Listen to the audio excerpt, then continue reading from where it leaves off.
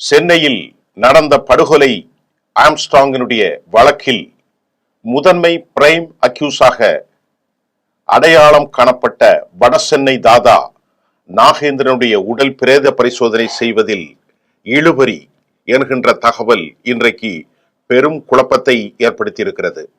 அவருடைய வீடு மருத்துவமனையில் போலீசார் குவிக்கப்பட்டிருக்கிறார்கள். அவருடைய மனைவி தொடர்ந்த வழக்கின் காரணமாக வடசென்னை தற்போது பெரும் பதட்டத்தில் இருக்கின்றது. யார் இந்த வியாசர்பாடி தாதா நாகேந்திரன்?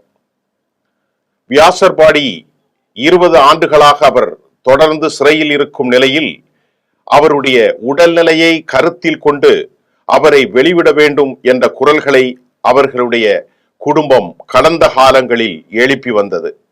வடசென்னை வட்டாரத்தில் ஒவ்வொரு காலகட்டத்திலும் சிலரது பெயர்கள் அதிர்வலைகளை உருவாக்கும்.